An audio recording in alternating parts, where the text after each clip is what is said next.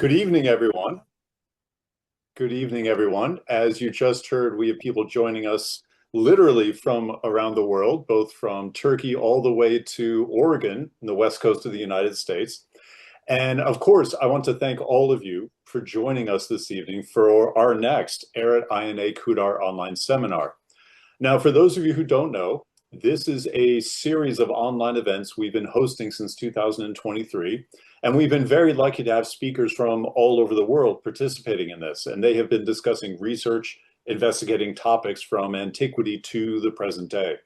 If you'd like to see recordings of our past seminars, please look for the YouTube page for the American Research Institute in Turkey, or you can go to the Kudar website, which is the Koç University Mustafa V. Koç Maritime Archaeology Research Center. And in one last bit of some shameless self-promotion, I also want to let you know that Kudar as well as Eret also have our Instagram pages. So if you can get up-to-date information about the centers, the news, and our upcoming events.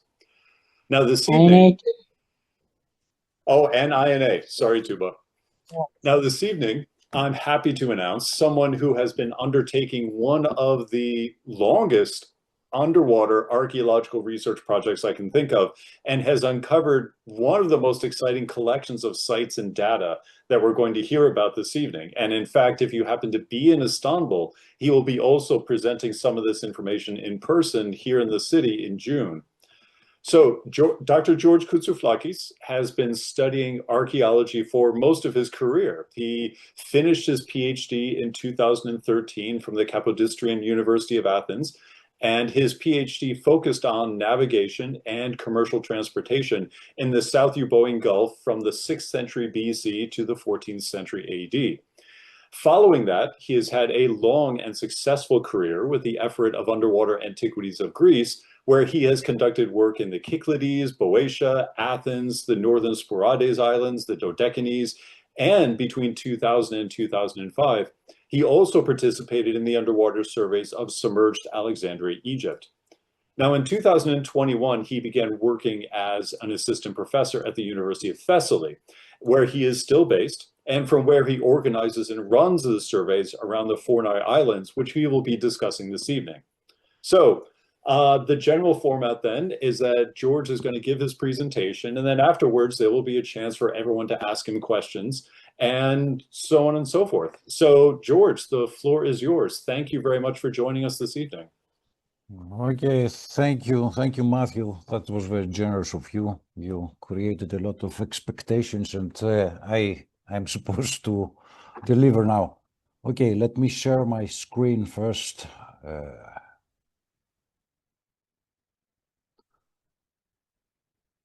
Okay, can you see my screen?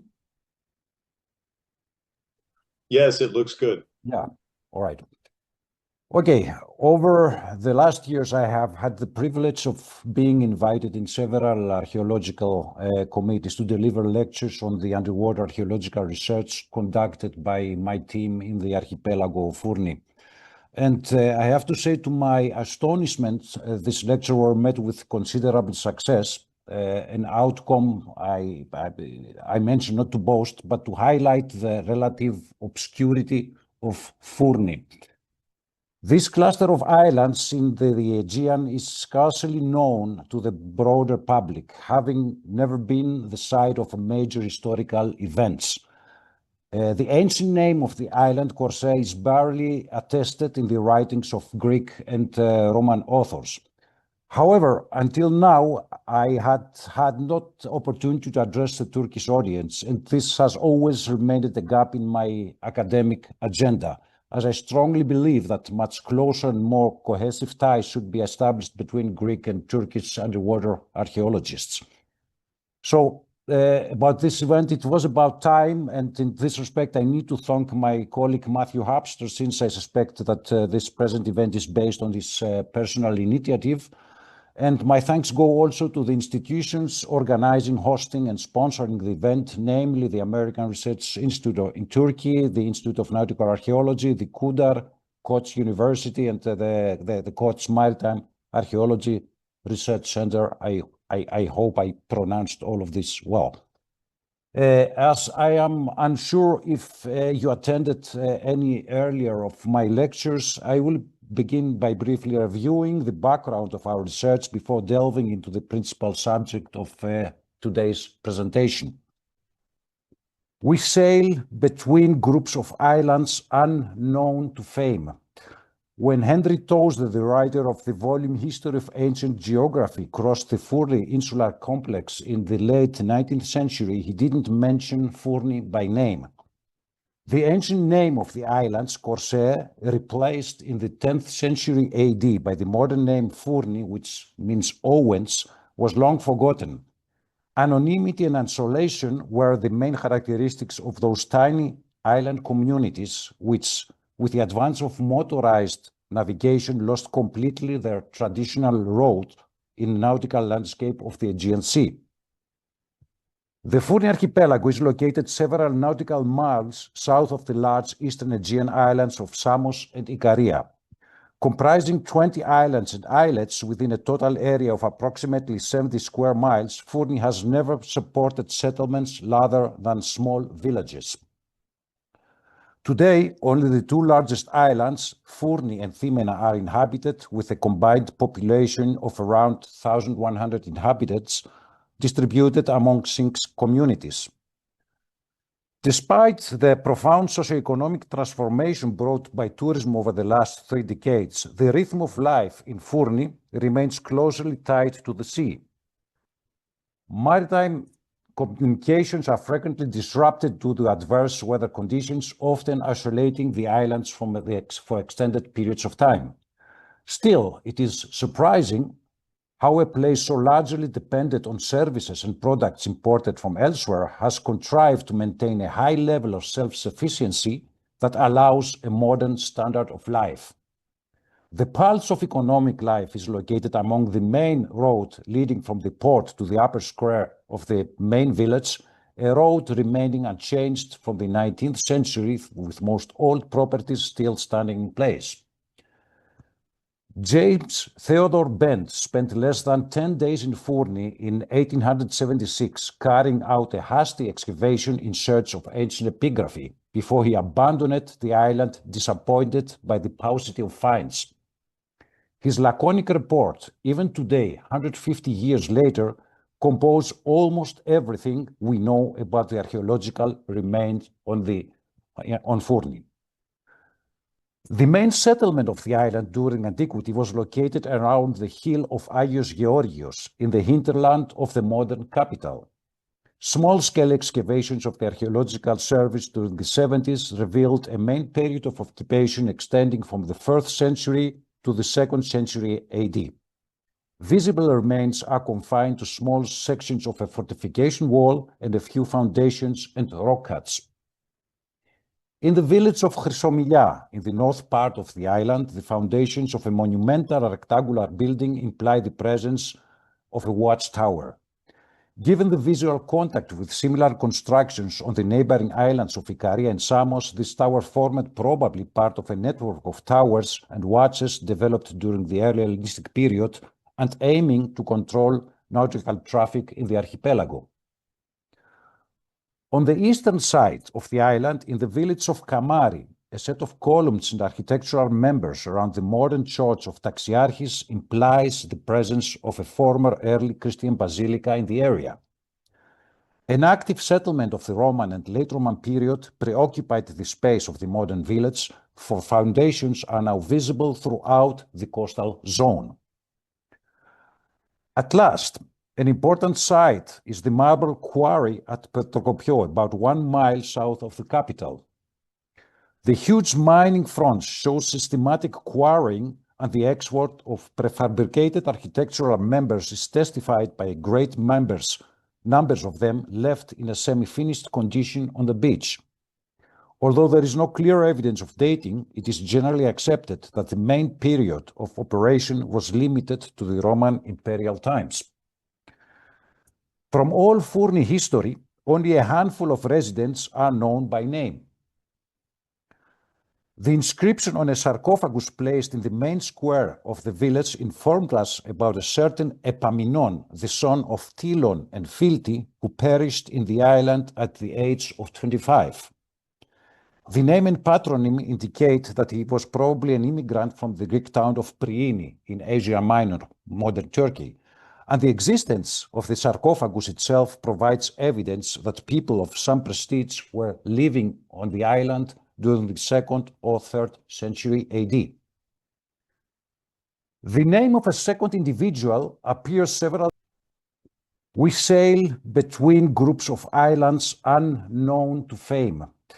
When Henry Tozer, the writer of the volume History of Ancient Geography, crossed the Phournoi insular complex in the late 19th century, he didn't mention Phournoi by name. The ancient name of the islands, Corsair, replaced in the 10th century AD by the modern name Phournoi, which means Owens, was long forgotten. Anonymity and isolation were the main characteristics of those tiny island communities, which, with the advance of motorized navigation, lost completely their traditional road in the nautical landscape of the Aegean Sea. The Phournoi Archipelago is located several nautical miles south of the large eastern Aegean islands of Samos and Ikaria. Comprising 20 islands and islets within a total area of approximately 70 square miles, Phournoi has never supported settlements larger than small villages. Today, only the two largest islands, Phournoi and Thymena, are inhabited, with a combined population of around 1,100 inhabitants, distributed among 6 communities. Despite the profound socioeconomic transformation brought by tourism over the last 3 decades, the rhythm of life in Phournoi remains closely tied to the sea.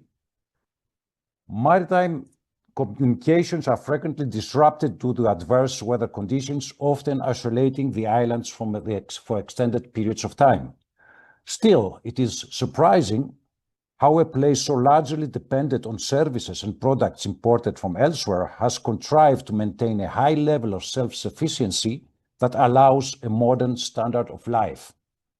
The pulse of economic life is located among the main road leading from the port to the upper square of the main village, a road remaining unchanged from the 19th century, with most old properties still standing in place.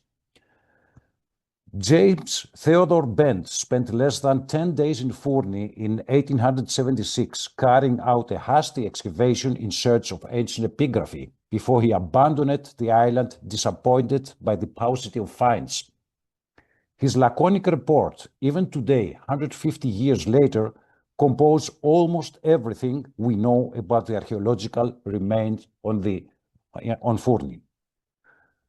The main settlement of the island during antiquity was located around the hill of Agios Georgios in the hinterland of the modern capital. Small-scale excavations of the Archaeological Service during the 70s revealed a main period of occupation extending from the 1st century to the 2nd century AD. Visible remains are confined to small sections of a fortification wall and a few foundations and rock cuts. In the village of Chrysomylia, in the north part of the island, the foundations of a monumental rectangular building imply the presence of a watchtower. Given the visual contact with similar constructions on the neighboring islands of Ikaria and Samos, this tower formed probably part of a network of towers and watches developed during the early Hellenistic period and aiming to control nautical traffic in the archipelago. On the eastern side of the island, in the village of Kamari, a set of columns and architectural members around the modern church of Taxiarchis implies the presence of a former early Christian basilica in the area. An active settlement of the Roman and late Roman period preoccupied the space of the modern village, for foundations are now visible throughout the coastal zone. At last, an important site is the marble quarry at Petrokopio, about 1 mile south of the capital. The huge mining fronts show systematic quarrying, and the export of prefabricated architectural members is testified by great numbers of them left in a semi-finished condition on the beach. Although there is no clear evidence of dating, it is generally accepted that the main period of operation was limited to the Roman imperial times. From all Phournoi history, only a handful of residents are known by name. The inscription on a sarcophagus placed in the main square of the village informed us about a certain Epaminnon, the son of Tylon and Philti, who perished in the island at the age of 25. The name and patronym indicate that he was probably an immigrant from the Greek town of Priene in Asia Minor, modern Turkey, and the existence of the sarcophagus itself provides evidence that people of some prestige were living on the island during the 2nd or 3rd century AD. The name of a second individual appears several times inscribed on the ancient Acropolis of Corsair. In the most eloquent, we read Epígonos kalos is doki ton frurón. Epígonos is the name and kalos is the adjective attributed to Epígonos. Kalos in ancient literature can convey a number of different meanings according always to the context. Good, handsome, honest, skilled, dignified are just a few of them. In this certain context, the meaning is clearly handsome, and the inscription in a free translation is handsome Epígonos is available if somebody from the guard is interested. A second inscription, Epígonos kalos Samis, handsome Epígonos, available to the Samians, makes it almost clear that the god referred comes from the island of Samos. Apart from the important historical information, inscriptions like those show how much random and scarce can be the evidence that survived the vicissitudes of history. For if Epígonos wasn't so eloquent about his quality, we would know nothing of this political and military act, the existence of a Samian garrison on Phournoi during the Hellenistic period. More or less, this was all we knew about the ancient history of Phournoi in early 2015. It was a place not particularly promising. Phournoi were a mare incognitum, an unknown sea, with no clear signs whatsoever that an expedition would be successful. However, shipwrecks tend to narrate in a quite apocalyptic way a history for which most terrestrial sites remain silent. The history of navigation and seascape, which might be surprisingly different from the narratives of the islands themselves.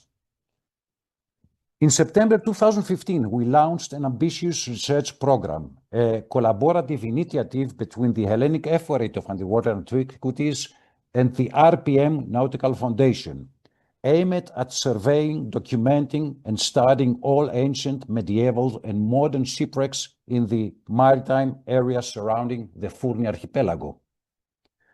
The initial team was small, our equipment rudimentary, and the budget modest. While there had been anecdotal evidence of shipwrecks in the area, mainly from Kalimni and sponge divers, our discoveries in that first campaign exceeded all expectations. By the end of September 2015, we had recovered 22 shipwrecks. Now, the press release issued by the Greek Ministry of Culture upon our return to Athens thrust the previously unknown islands of Phournoi into the global spotlight, prematurely branding them as the shipwreck capital of the world. This media-driven myth persists, often obscuring the scientific realities of our work.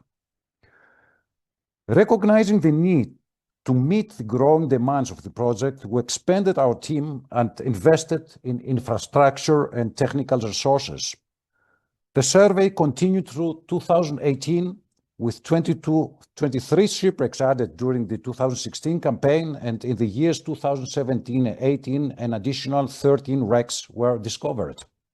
At present, we have systematically surveyed approximately the 85% of the coastal zone at depths ranging from 10 to 50 meters. Deeper zones remain unexplored, though a significant partnership established in 2024 enabled the identification of the Byzantine shipwreck at a depth of 75 meters. From that wreck, we recovered the amphora you can see in the presentation, which the shape is very similar to the amphoras that were found in the Bosporum shipwreck dated in the 9th century AD. In addition to shipwrecks, our surveys have documented numerous concentrations of pottery, likely the result of cardo jettisoning, and hundreds of individual artifacts, chiefly amphorae, tableware, and cooking vessels. Noteworthy among these are a cache of 18 Roman lamps discovered as an isolated find in the island of Thymena. They are dated to the 2nd century AD, and there bear inscriptions from northern Peloponnesian workshops. So we can see the inscriptions. We read the names of Lucius and Octavius, Greek, written with Greek letters. We did our inquiry on those two names. These are probably slaves that were freed, and then they created their own businesses, and they inherited also these workshops to the children and the grandchildren, because these are workshops that stayed active for more than 1 century long.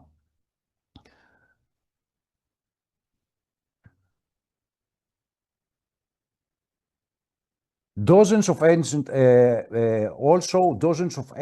and medieval anchors have also been recovered and catalogued, offering tangible evidence of maritime activity in antiquity. Our policy has always been to limit artifact recovery to representative items in order to preserve the contextual integrity of each shipwreck as an archaeological monument. From the spatial perspective, the distribution of shipwrecks around the archipelago is notably uneven. So we can see on certain zones that we have crowded shipwrecks in great number in certain areas, like one of the most characteristic areas is the sea channel that separates the island of Agios Minas from the main island of Phournoi, while other places that are very dangerous and exposed to the winds, like let's say the northern promontory of the Phournoi complex, where basically the shipwrecks were absolutely absent. This suggests that ancient sailors preferred to circumnavigating the island complex rather than navigating its narrow straits, which may have been perceived as hazardous. Generally, I have to say that the eastern part of the Phournoi is far more rich in ancient shipwreck than the western part. Chronologically, the distribution of shipwrecks around the archipelago is notably also uneven. The shipwrecks span a wide temporal range. To date, 3 archaic period shipwrecks have been identified, alongside 3 from the classical period. Then we have 10 from the Hellenistic era, and 28 from the Roman and late Byzantine periods, 4 from the Byzantine periods and 5 from the post-Byzantine era. And I have to say that this chronological distribution contrasts with the broader regional trends that warrants further analysis on that. In 2019, we published the preliminary results of the 2015-2018 surveys in a Greek language volume that also examined terrestrial antiquities of the archipelago. The book was officially presented by the Ministry of Culture, Mrs. Lina Mendoni, and an English version of that volume is right now underway.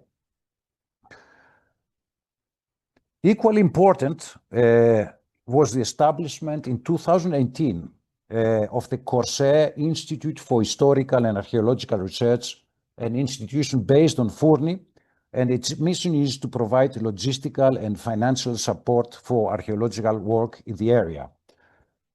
While it is not my intent now to discuss the whole of 58 shipwrecks, I will give you some specific shipwrecks that deserve a brief mention for their exceptional significance. The oldest of all is the shipwreck located in the Asproskavos Cape. This is just the channel that's separating the Phournoi from Agios Minas I showed you before. A promontory extended to the east side of the Phournoi island, where 12 shipwrecks are crowded in the relatively short stretch of the shore.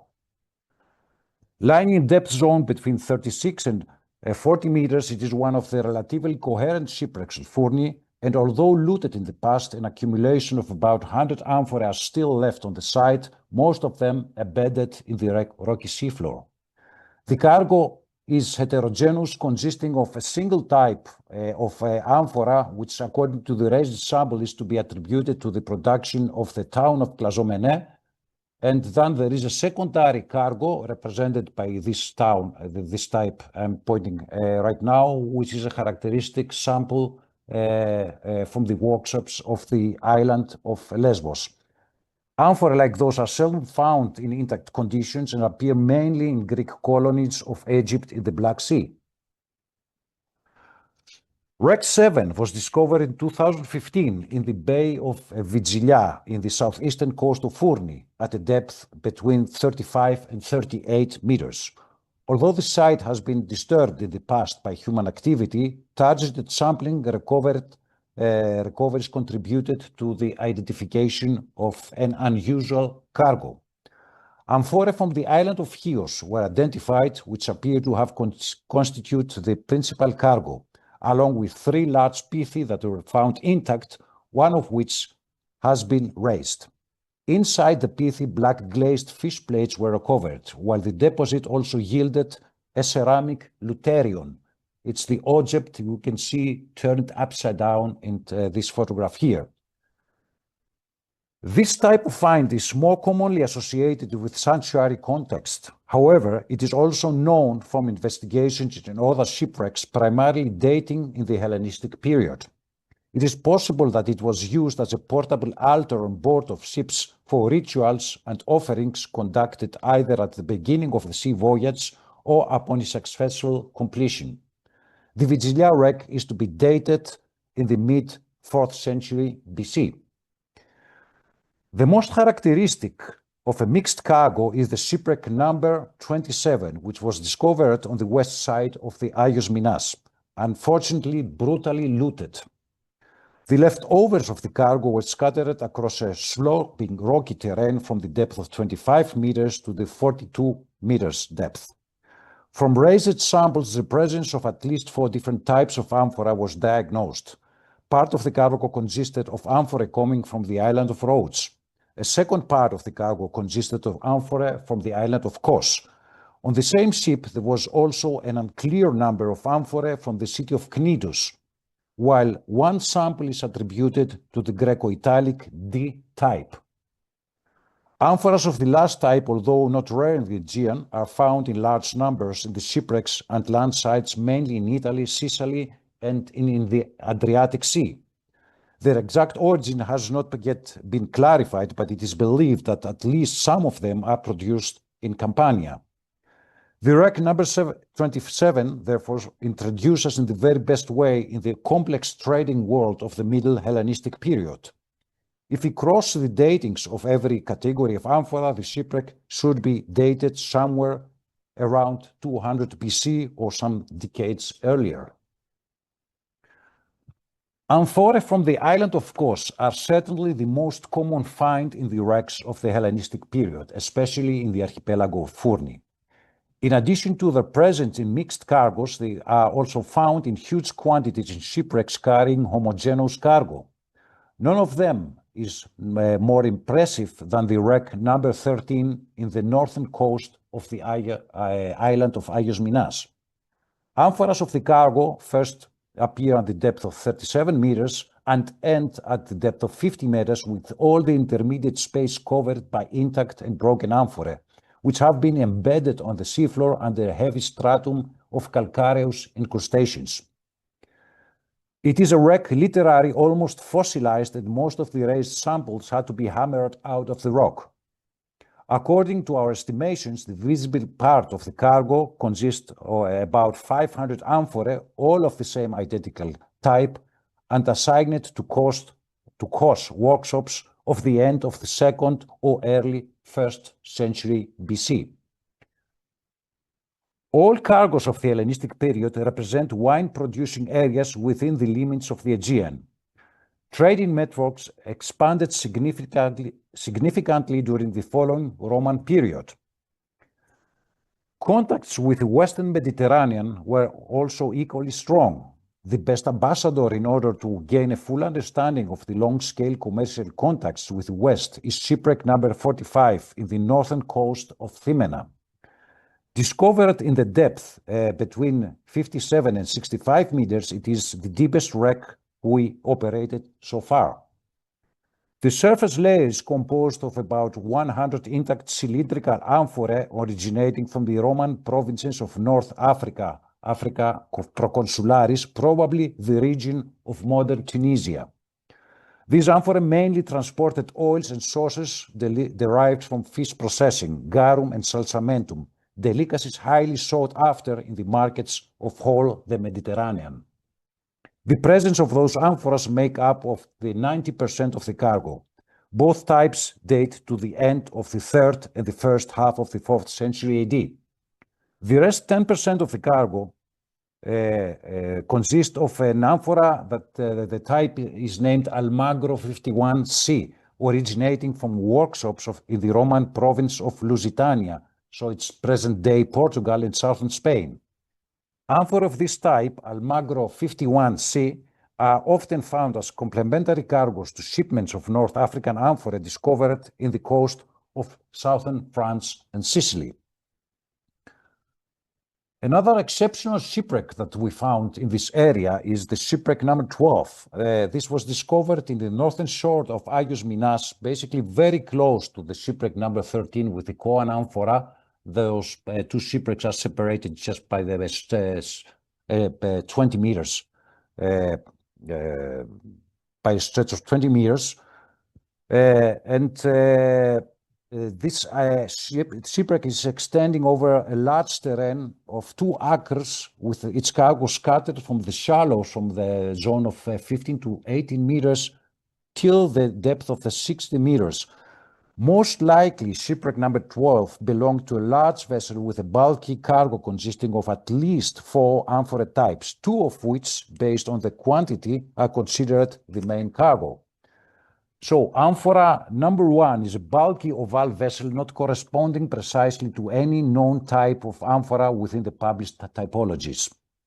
The shape is completely unknown. In order to better assess the origin of the cargo and date the shipwreck 12, it is necessary to focus on the other amphora types. The second most common amphora type is a type known in the typologies as cell of E, attributed to the workshops of Heraclea Pontica along the southern coast of the Black Sea. Another sample represents an unicum in the cargo, and similar bag-shaped amphora generally dated in the 4th century AD, with their presence documented also in the 4th century shipwreck at Yasiada in Turkey. The dating of the shipwreck number 12, based in all the above elements, should be placed in the late 2nd or 3rd century AD. On 2018, we abstained from the field, and in 2019, while in the 2020 research period was spent mainly on additional documentation on the shipwrecks that we already identified. In 2021, the research team was presented with a rare and strategically advantageous opportunity to evaluate a total of 58 documented shipwrecks within the Phournoi Archipelago, with the objective of selecting a single site for systematic and long-term excavation. This decision held critical importance as it would commit the team's resources and define the trajectory of the research in the region for the foreseeable future. The selection criteria required a balance between archaeological potential, so namely preservation state and capacity to yield insights into unresolved historical questions, but also practical considerations such as accessibility within the diving limits of the team. Among the candidates, there was this specific shipwreck number 15, located on the eastern coast of Phournoi near the maritime corridor separating the island from the island of Agios Minas. And this emerged as a particularly promising site. First documented during the first season of research, this wreck lies off the promontory of Aspros Kavos within a highly concentrated cluster of 7 shipwrecks, each separated by only a few dozens of meters. The density of material remains in this area has posed interpretative challenges, as distinguishing between the assemblages of individual wrecks is not always straightforward. Shipwreck number 15 is among the least disturbed shipwrecks we identified so far in the Phournoi area. It rests on a steeply sloping sandy seabed ranging from 40 to 49 meters in depth. The site's topography appears to have facilitated relatively undisturbed descent as the ship settled in such a way that the coherence of its cargo was largely preserved. The uppermost visible layer of this deposit includes approximately 120 amphoras. Many of them are intact, and most of them, even if broken, so you see all the parts still on the seafloor. It is hypothesized that the ship tilted eastward upon sinking, leading to some displacement of the cargo down the slope. A small concentration of broken amphora has identified 5 meters deep on the adjacent shoreline, presumably making the point of initial impact with the coast. The dominant amphora type present is Zist 72, characterized by a voluminous body and an estimated capacity exceeding 70 liters. It's this large amphora I'm pointing right now. This amphora form is primarily documented in the northern and northwestern littoral of the Black Sea, particularly in Crimea and the area of Azov. Zist 72 amphora are infrequently encountered outside the region, with only fragmentary examples previously identified in sites like Athens, Knossos, and Argos. Based on archaeological parallels from salting cisterns in Greek colonies such as Myrmekion and Pantikapion, it is hypothesized that these containers were used to transport salsamentum. The second most represented type is the type named as Zist 104 Selov E, which the current evidence attributes to the production centers along the southern Black Sea coast, likely the vicinity of the ancient town of Heraklia Pontica. 2 additional amphora types are present in limited numbers. One exhibits morphological features similar to the northern pointing forms that may represent a regional variant of Zist 72. It's the 3rd amphora I'm pointing right now. The final amphora type corresponds to the Capitan 2 type. Now, this is a type that is very well known to the underwater archaeology, with reported finds ranging from Britain to Mesopotamia and from North Africa to Scandinavia. While the precise manufacturing origin of this type of amphora, the Capitan 2 type, remains undetermined, a growing body of scholarship suggests an Aegean provenance, with the island of Chios being a strong candidate. So we can see that part of this cargo originates, from the area of Crimea, another part from the area of Heraklia Pontica, and this was according to the samples that we raised during the first year of the research we did in Phournoi. When we started excavating the specific shipwreck, much more material came in light. But according to the evidence I had back in the first years of the research, and by crossing the several datings of all this pottery, if you make this crossing, you give a date somewhere, let's say in the end of the 3rd century or the first half of the 4th century AD. So I felt, okay with this dating. It was announced also in a congress in Constantia in 2017. And there I got some feedback from colleagues and especially from amphora experts. And somewhere of them were saying that I should follow an earlier date. And some of them were saying that there might be a possibility that this shipwreck is dated also later than the proposed date.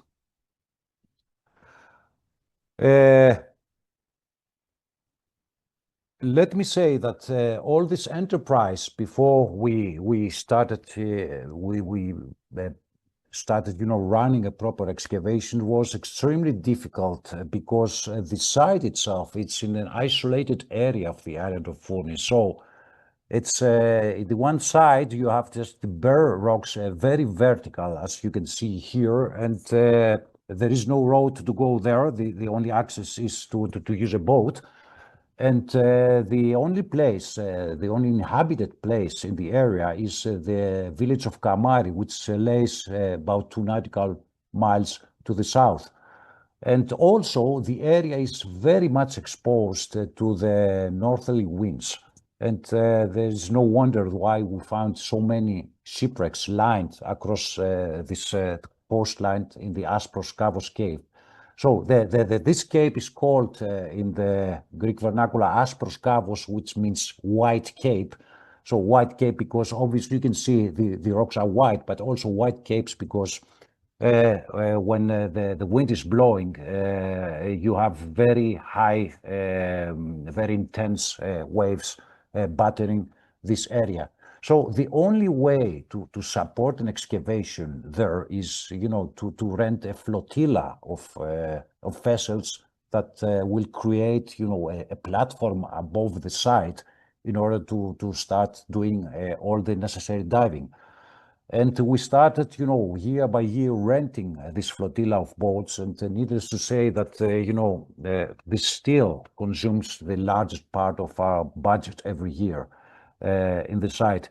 There were some attempts in the past to make some permanent installations on the rocks you see there, but everything we tried just failed. So we have to rely totally on boats.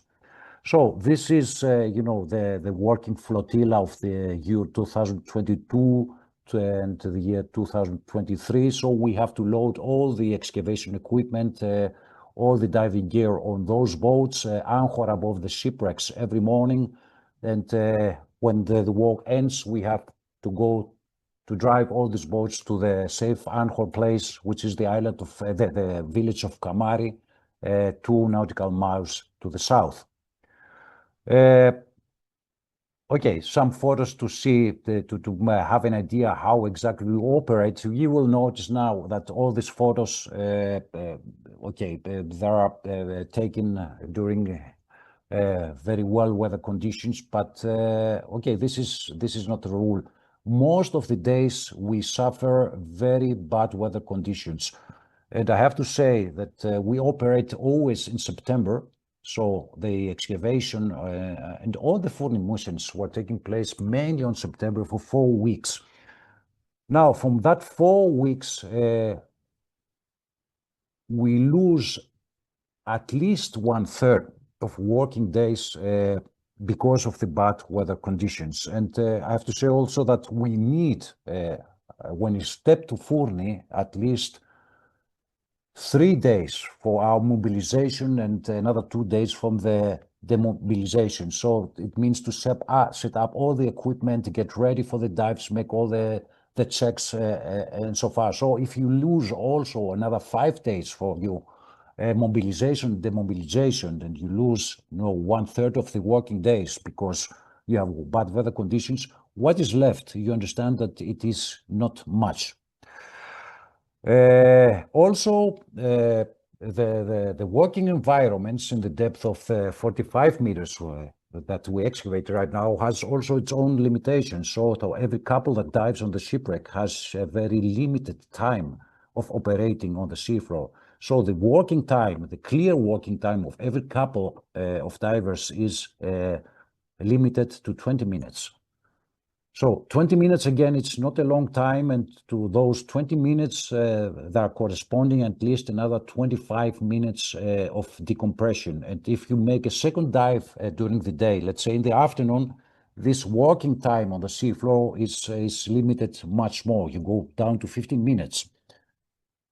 Now, to make our life much more difficult, we decided in 2021 that one of the partners of the excavation will be also the University of Thessaly, which I'm a teacher there, I'm a professor there, teaching maritime archaeology.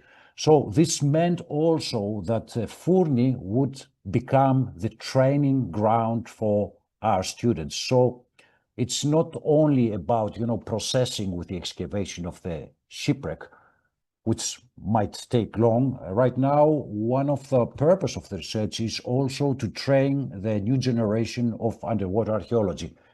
Now, I have to say that the University of Thessaly has an experience. It has some excavations, many terrestrial excavation around the Aegean in many different places. Also, they have an experience because it's not the first underwater project that the University of Thessaly was mixed.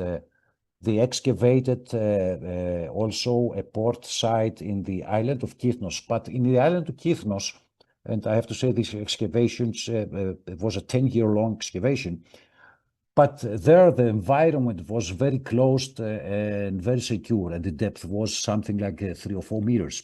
So you understand, from the 3-4 meters to get my students and make them dive in a very demanding, hostile environment in the depth of 45 meters, there's a long, long way to go. First of all, about those training sessions, let me say that my students get mixed to all the aspects of archaeological work. This means also in the conservation, this means of handling archaeological material. And I have to say that a lot of those students, it's their first experience in the underwater archaeological mission. They might have some experience from, terrestrial excavations, but most of them do not have any previous knowledge of underwater archaeology. So they have to pass from all the procedures, from filling the underwater tanks, keeping the diaries, take photographs, dealing, with everything that an underwater archaeology has to deal with. Important is to say that okay, you might be a new diver, but as a new diver, you can't go to a working environment in the depth zone of 40 to 45 meters. This means that you have to take some classes and advance with your diving qualifications. So we offer those classes for free to my students in the archipelago of Phournoi. And some of the students make it in the, let's say, the end of the season to be able and have the diving qualifications to walk underwater in the depth of 40 to 45 meters. So you understand that all this training of the new generation of our students is consuming a lot of time, and it's also a very demanding thing that I have to be present most of the way. But as I told you, the purpose of this research is twofold. First of all, okay, to proceed with the excavation. The second one, which is evenly important, is to have the youngsters of the newcomers in the discipline trained. Now, to obtain this thing, we had also to make again sure that our let's say safety protocols are the best that can be offered. So the first thing we installed underwater was underwater cameras to have, always connected to the supporting boards so that I know exactly what happens underwater. The second thing we did 2 years ago is to go and purchase the compression chamber, a 3-seat compression chamber, and bring it to Phournoi so that we know, and we have also the trained personnel of that we can deal with any possible diving accident. Now, how is it going when we go every year to Phournoi? As I told you, we need at least 3 days to set up. So we have to assemble, first of all, the airlifts. This is a task, a cumbersome task, because it has to be assembled on land and then towed to the excavation site and to make all the tests.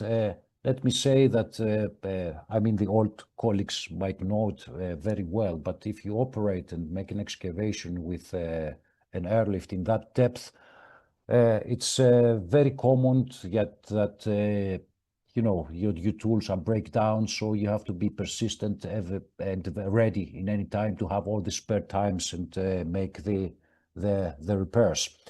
In the beginning of the excavation, this was the 2022 year, we decided to open some trenches in the, let's say, shallower part of the wreck, because here in this part we have depth between 40 and 43 meters, but if we go to the eastern part of the wreck, the depth goes down to more than 50 meters.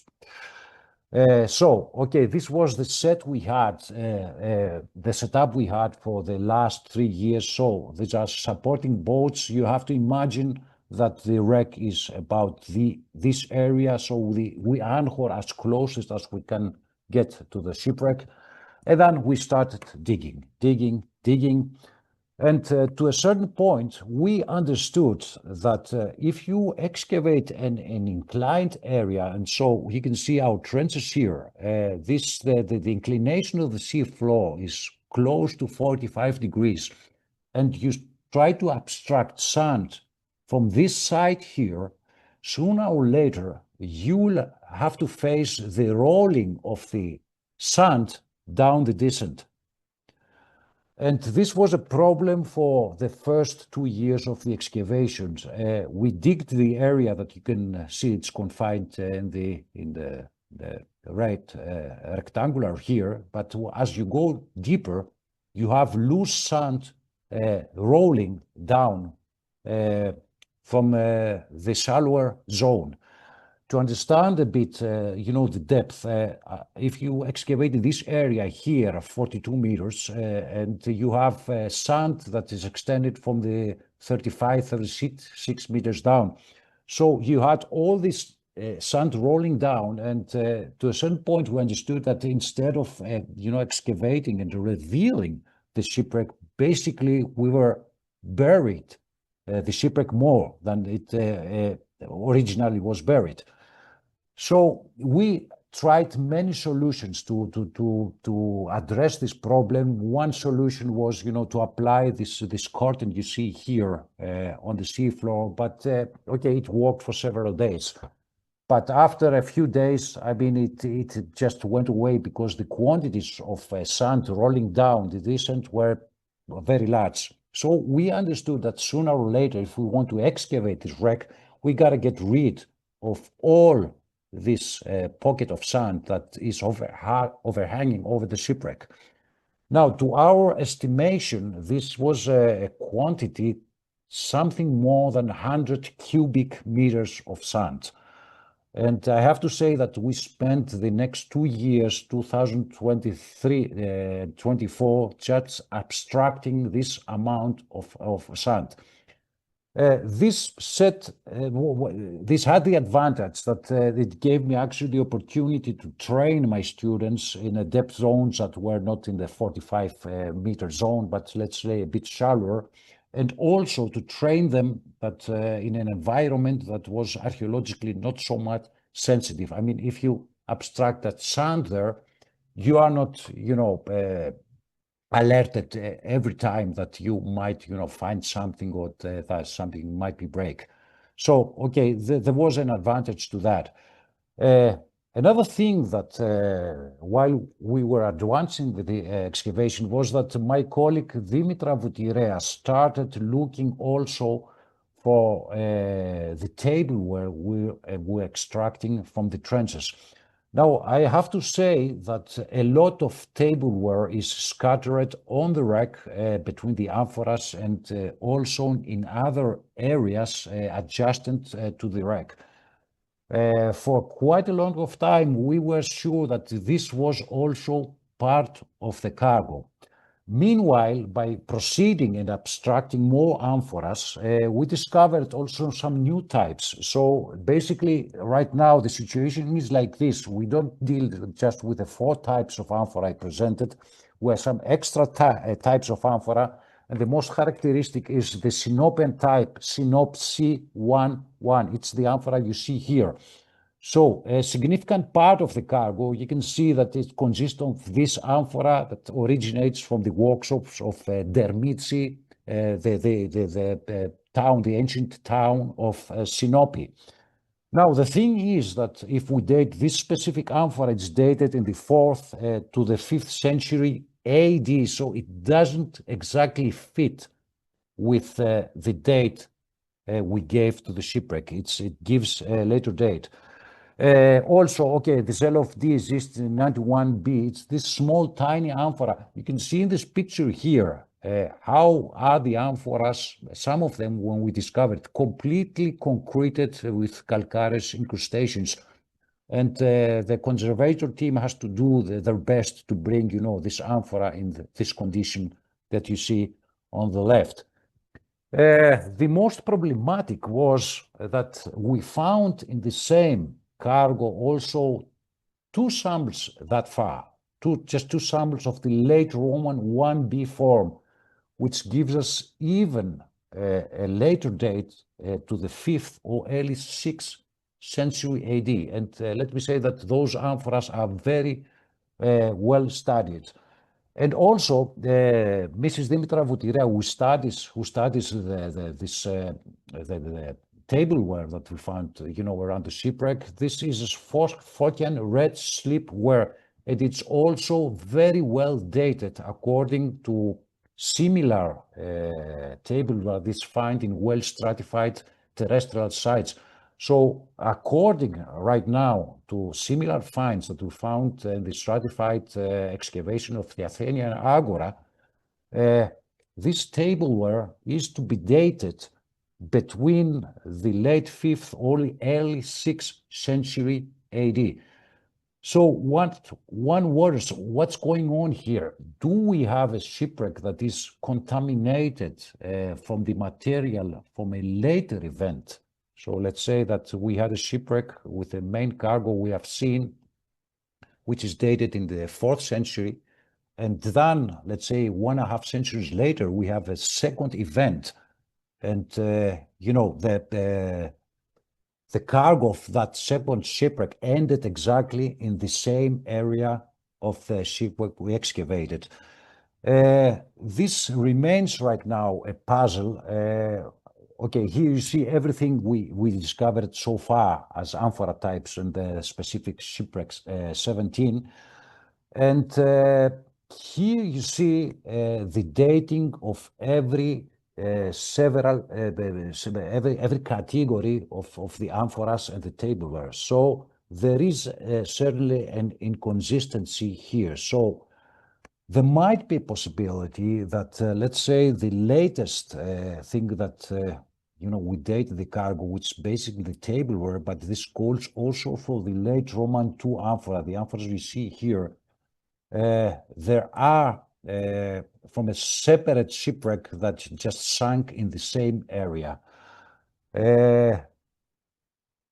Now, to define this, we have to examine, every amphora we raised and every piece of sherd from which area it came exactly. So you can see here the late Roman 1 amphora, but it's side by side with amphoras of the Z72 category.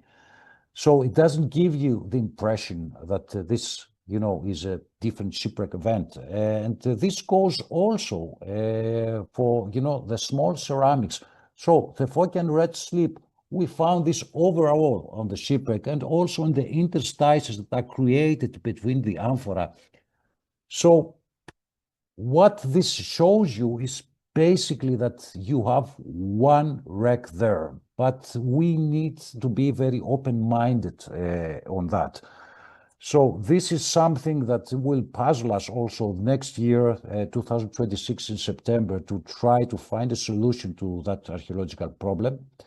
But let me say also that considering the amphora from the Black Sea, they might have a wider chronological range of circulation from that the scientists former believed. So probably, okay, we have to redate the shipwreck a bit later, but we are not quite sure yet if we have, okay, the material evidence that we gained from this shipwreck, one shipwreck event or two shipwreck events.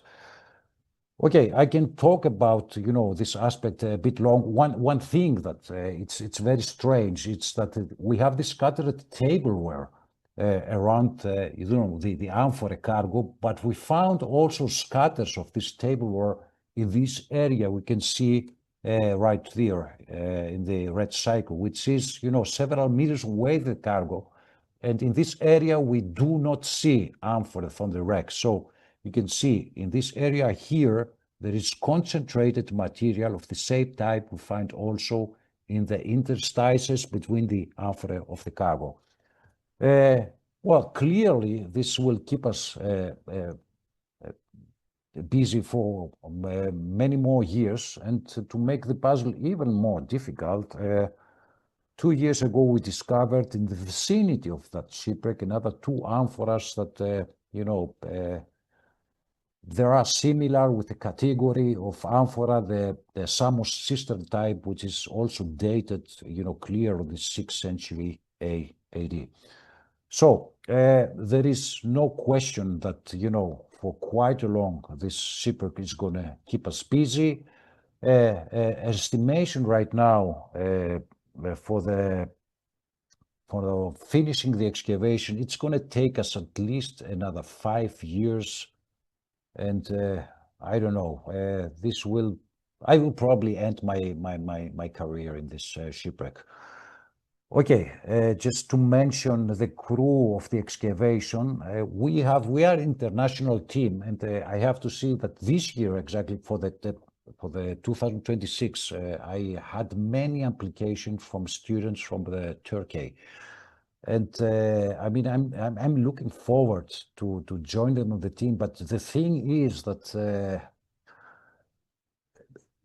the application we have right now are far more than the persons we can host in these excavations. You can't deal with a crew more than 30 persons.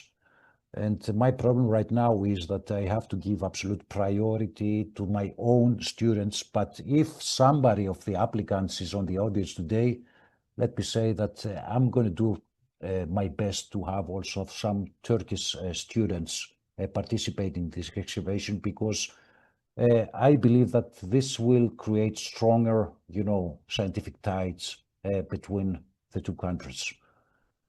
Okay, that's from my side. Thank you very much for your attention. So if there are any questions, I will be glad to answer. And I hope this wasn't too much for you in this afternoon. Thank you very much. George, thank you very much for that presentation. That was excellent.